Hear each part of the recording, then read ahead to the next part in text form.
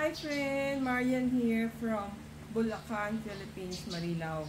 So let's continue studying the book of John Gray, What Your Mother Couldn't Tell You and Your Father Didn't Know. So talking about women and men relationship.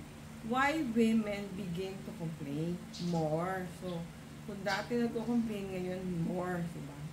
Sabi ni story of Steve and Colleen, sabi ni Steve, when we were dating, Colleen was always so happy and excited to see me. Now, whenever I come home, so married na sila, she's complaining about something or is cold and distant. So, I've been solving problems all day at work. So, parang pag uwi niya sa bahay, I don't want more problems when I get home. So, as soon as I begin to relax, she starts asking me about my thoughts and feelings. So, we have been discussing about the man cave. No? When a man goes home, gusto niya muna mag-relax to sit sa kanyang man cave then or in front of the TV or if you have a garden. No? Basta hindi muna siya sa interact with the family. Parang he wants to be at his bat cave first.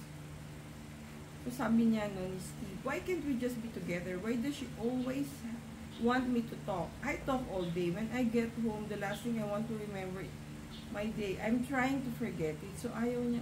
Si Colleen naman, gusto niya ikwento yung day niya. Si Steve naman ayaw niya kasi yun na nga activity niya for the whole day. Eh. So, sabi ni Sir John Gray, as the relationship grew over time, she felt it's safer to open up and express her more vulnerable feelings like frustration, disappointment, worry, embarrassment.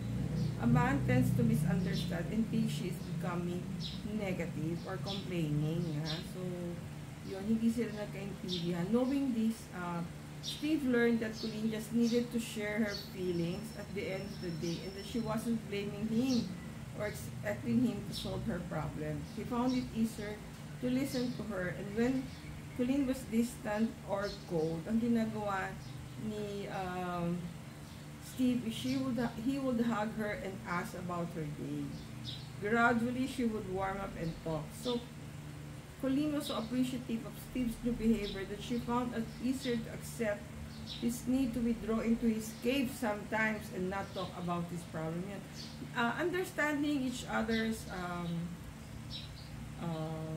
strengths and weaknesses as couples will enable us to handle yung ating mga challenges every day. No? Parang hindi naman kailangan tayo laging who's better, who's stronger. It's more of give and take. So, parang Colleen should learn how to understand yung need ni Steve that at the end of the day, he would like to rest first, not to think of what happened during the day, but more of to shift or to transition to home life. No? Si Colleen naman, there's the need kasi to talk about her day to her husband. So sabi nga, women has 10,000 words in a day and si man is only 5,000.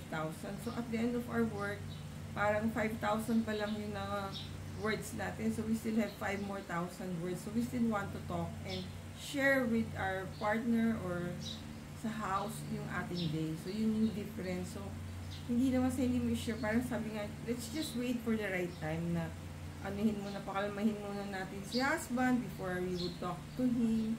Let him relax, see yung den niya, sit at his chair, favorite chair, see the news or basketball, kung ano man yung what relaxes him. Cold drink, diba? Yan. Thank you for watching. See you on our next video.